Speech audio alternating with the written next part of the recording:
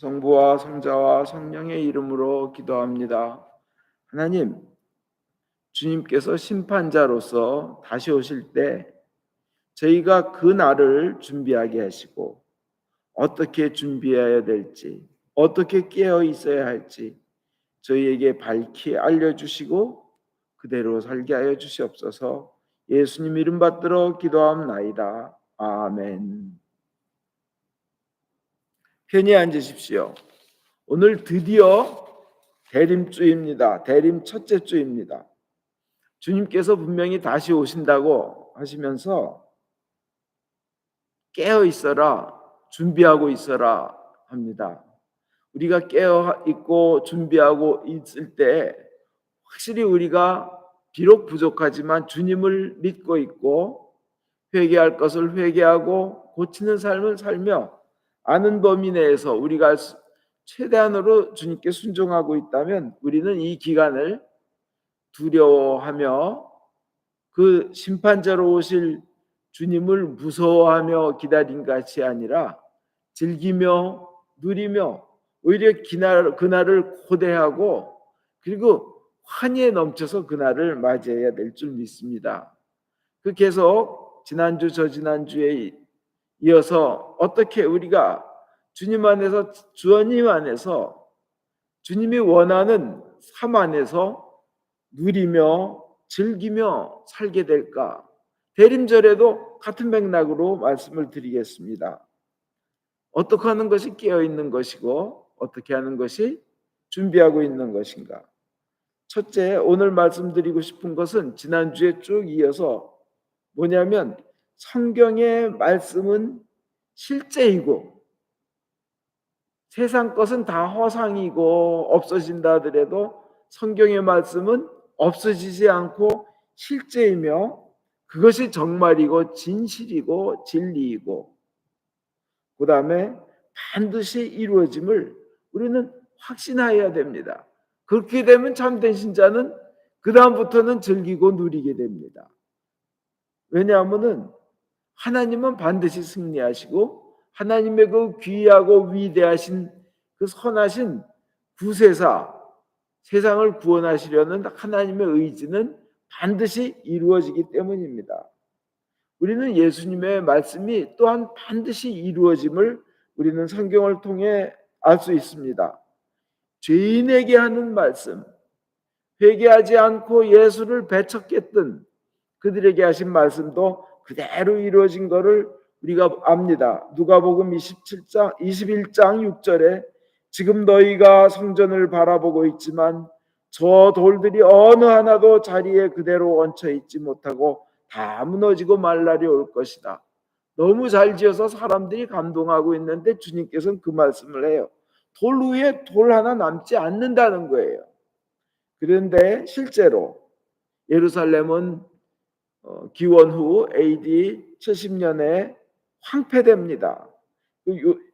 유대인 그 역사가 요세푸스의 유대인 전쟁사라는 기록에 의하면 70년에 기원 후 70년에 예루살렘의 티투스 장군이 그 로마군을 쳐들어와서 포위한 다음 예루살렘을 철저히 파괴했습니다.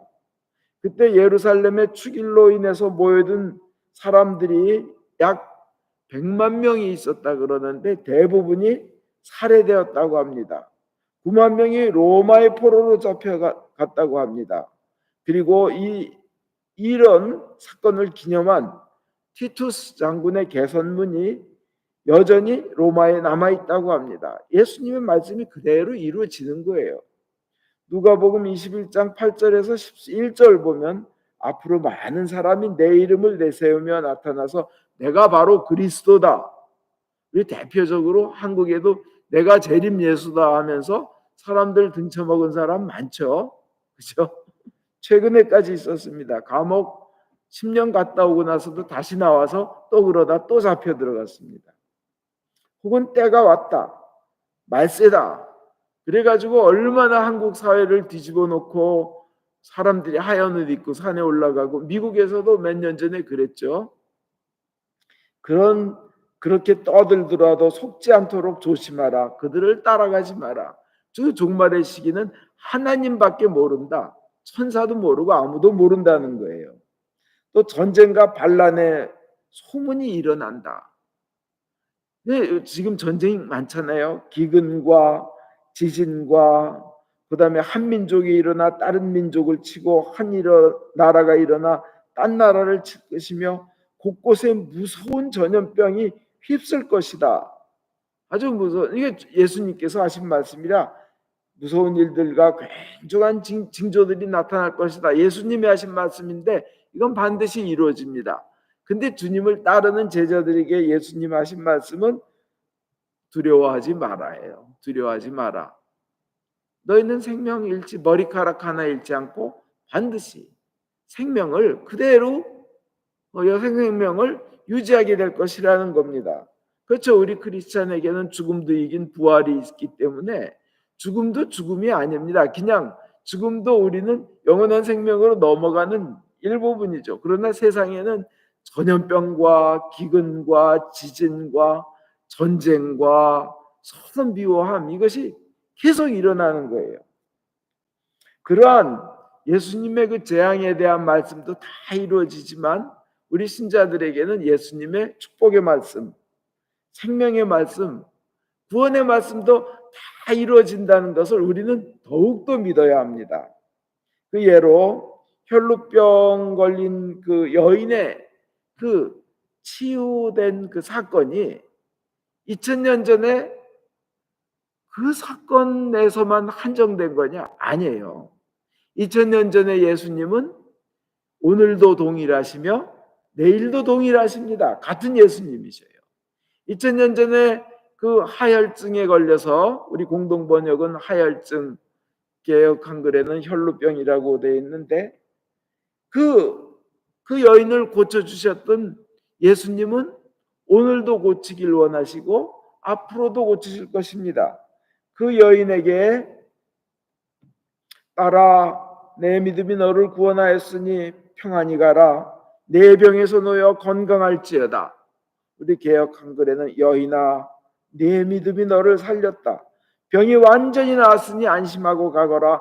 이렇게 2000년 전에 그 여인에게 말씀하신 예수님의 말씀은 오늘날도 그런 우리에게 적용된다는 겁니다. 그럼 그 여자에게 주시던 축복과 치유와 은혜와 문제 해결과 앞날의 소망을 주신 그 말씀, 이제 사람답게 살게 해주신 그 말씀이 우리에게도 반드시 이루어질 것을 믿고 다시 오실 예수님을 준비하고 기쁨으로 맞이할 준비를 하고 있어야 되는 겁니다.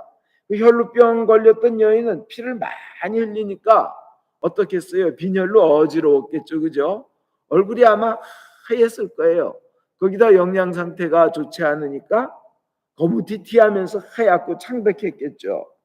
막 금시라도 쓰러질 것 같은 상황이었을 겁니다. 가족들에게는 너무나 미안했습니다.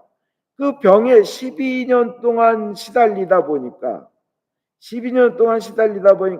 재산을 치료하느라고 다 날렸습니다. 이 뱅크럽 거의 뭐 그런 상태겠죠. 그 다음에 자기 때문에 가족들이 고생합니다. 맨 처음에는 걱정도 하고 그 다음엔 돈도 없어지고 가족에게 미안하고 또 난다는 삶의 희망 그런 건 아예 없습니다. 돈 벌 기회도 이제 다 놓쳤습니다. 약해졌고 힘은 없습니다. 이 여인에게 남은 마음속에는 어떻게 해야 하나? 무엇을 해야 하나? 나는 어디로 가야 하나? 이런 상황이었습니다. 근데 예수의 소문을 들었습니다.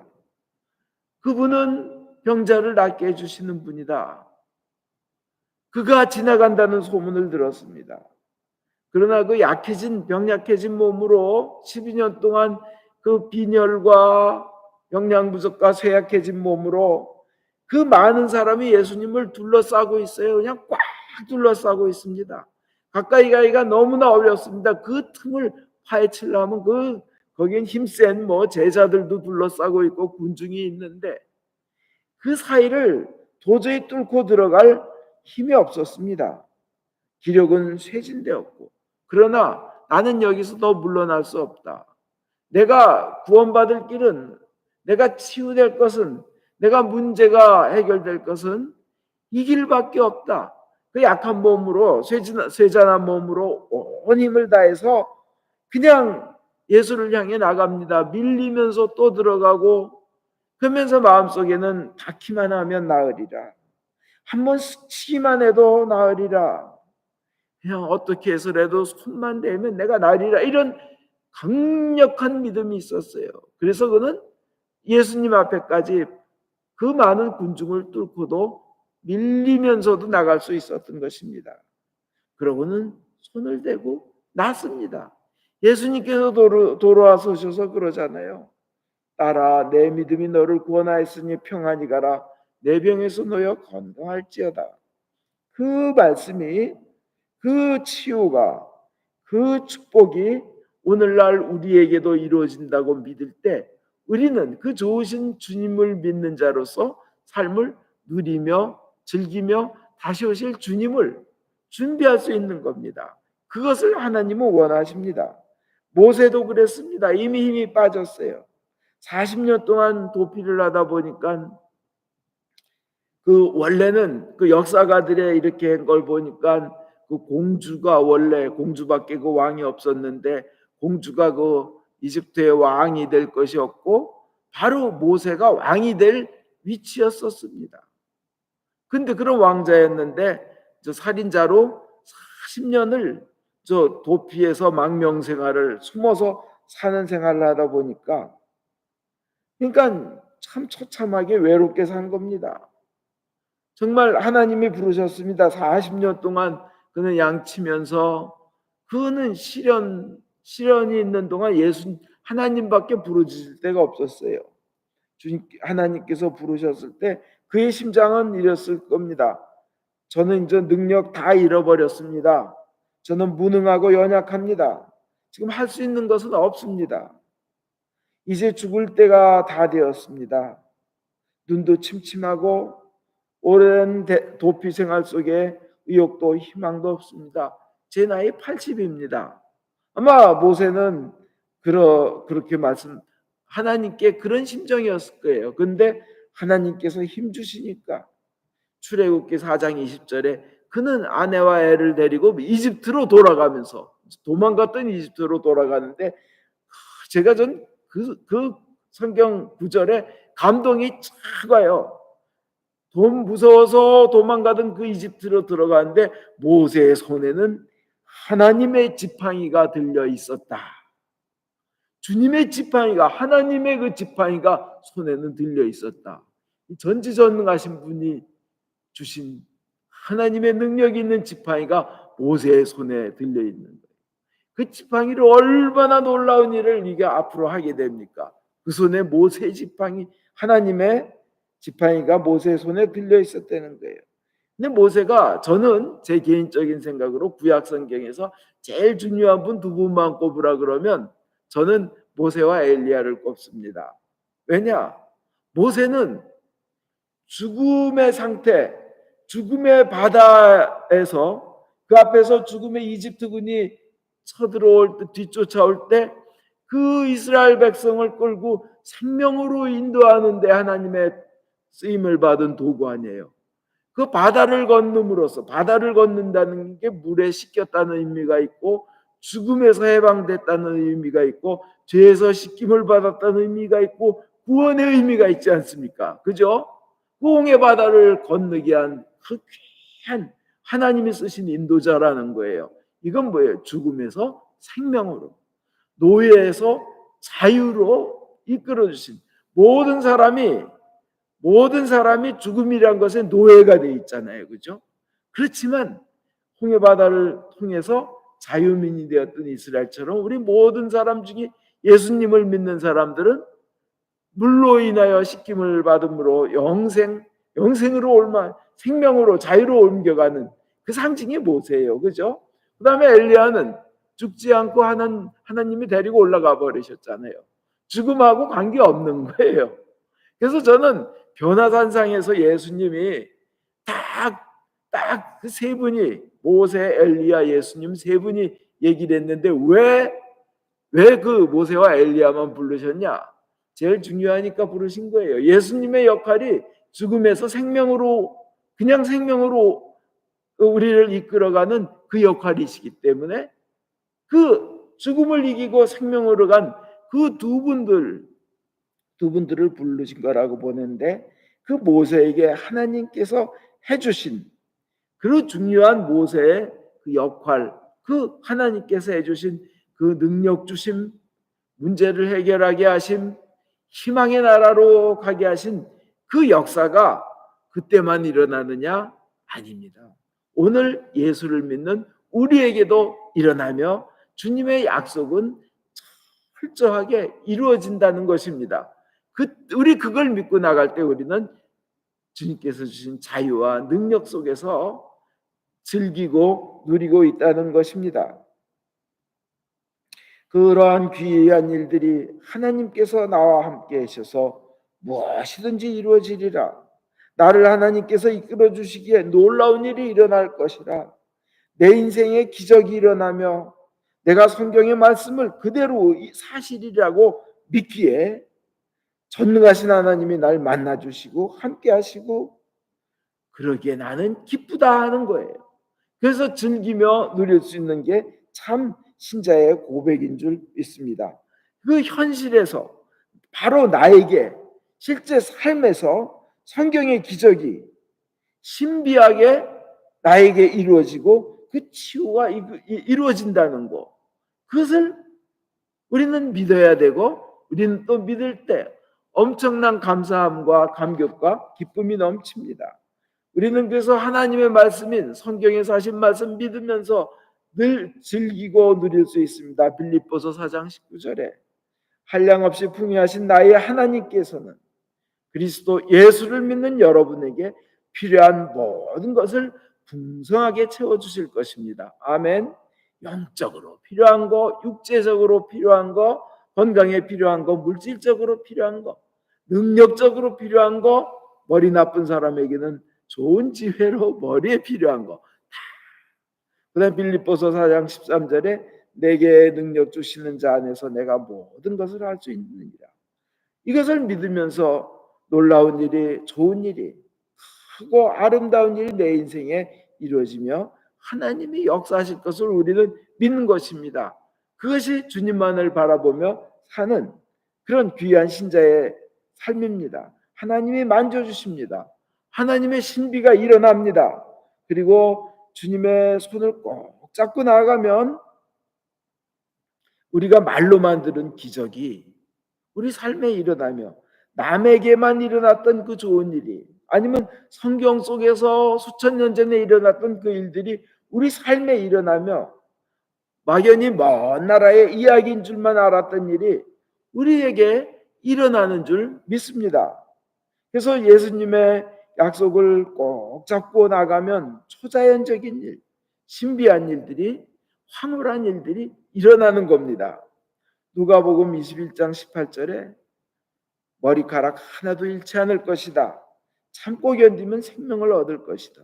로마서 8장 30절에 우리 모든 사람을 위하여 당신의 아들까지 아낌없이 내어주신 하나님께서 그 아들과 함께 무엇이든지 다 주시지 않겠습니까? 이거는 하나님의 말씀입니다. 하나님의 약속인 것입니다. 근데 우리는 이런 간증에서만 듣던 것들, 뉴스에서만 듣던 기적들을 우리 삶에 그렇게 누리며 즐기려면 그래도 전제 조건은 좀 있어요. 첫째는 예수님의 말씀에 순종하는 삶을 살려고 해야 됩니다. 죄를 짓지 않으려 해야 되고, 회개해야 되고, 예수님을 나의 구원자로, 나의 유일한 구원자로, 나를 구원하신 분으로 믿는 삶을 살아야 되며, 그 말씀에 순종하는 것이 1차적으로 우리가 해야 될 일일 줄 믿습니다. 주님께 순종하지는 않으면서 좋은 성경 구절만 믿었다, 그러면 오직 정신승리에 끝나요. 주님께서 순종하지는 않고 제 길을 살면서 축복만 원하냐? 그거는 하나님도 하실 수 없는 일이죠. 그죠? 불순종하고 거역하는데, 안타깝게도 분명히 제가 본 사람들 중에 분명히 하나님께서 구원하신 분들인데 정말 믿음을 가지고 살아야 되는 분들인데 하나님의 아주 단순하고 너무나 명료한 어떤 일들에 순종을 하지 않는 분들을 몇 번째 주위에 뵈면 그분들에게 우리는 완곡하게 표현합니다.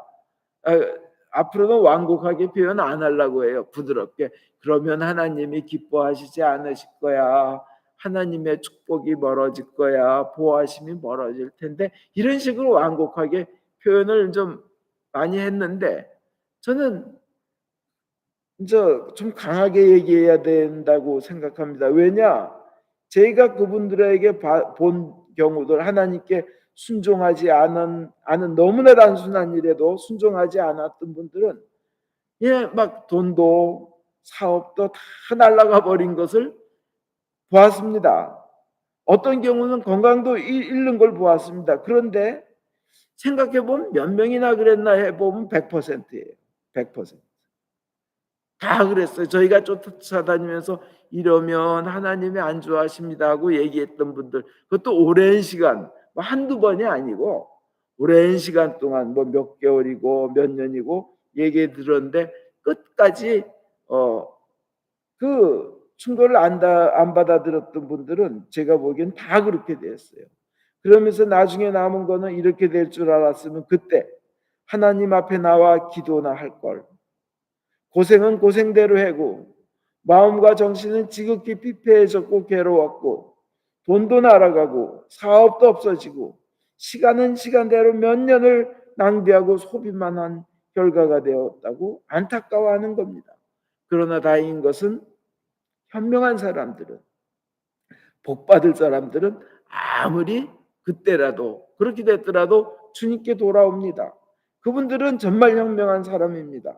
우리가 잊지 말아야 할 것이 있습니다. 탕자처럼 절대 늦은 것은 없습니다. 그때라도 돌아오면 됩니다. 그러면 주님께서는 탕자에게 해주신 것처럼 하나님의 좋으심으로, 그분의 선하심으로, 하나님의 사랑으로 더 좋게 해주십니다.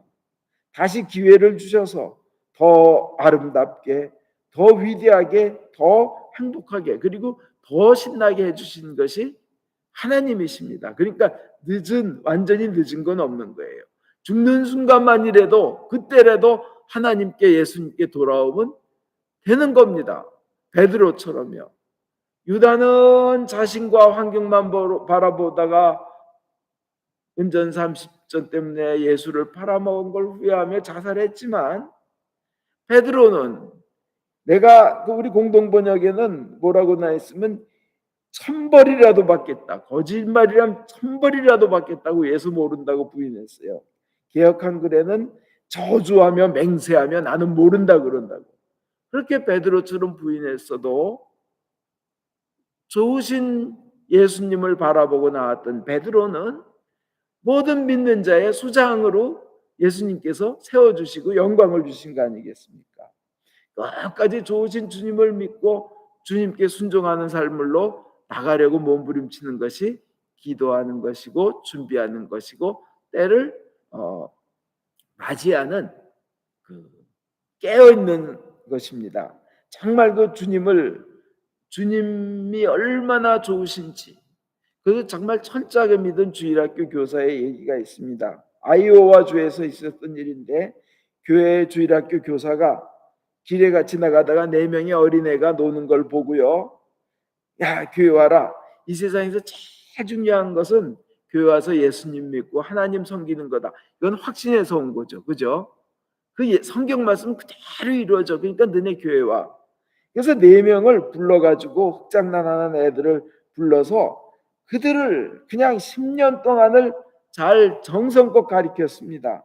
그리고 이제 이 교사가 나이가 들어서 이제 은퇴를 했는데, 은퇴하는 날 은퇴식 때 4통의 편지가 왔다고 합니다. 그 4에서 왔는데, 하나는 중국 선교사가 되었었고, 하나는 미국 연방은행 총재가 되었고, 한 사람은 대통령의 비서실장이 되었고, 한 사람은 후보 대통령이었습니다. 31대 미국 대통령이죠. 길에서 놀던 애 넷이요. 하나님의 말씀이 진정 이루어지고 가장 큰 축복과 진리로 이끄는 길이라고 믿는 주일학교 교사의 그 믿음이 이런 참 얼마나 좋은 스토리예요. 그죠? 우리 그렇게 믿고 그렇게 주님 좋으신 하나님 믿고 그의 말씀에 순종함으로써 하나님께서 주시는 온갖 축복을 다 받으시는 여러분 되기를 주 예수 그리스도 이름으로 축원드립니다. 아멘.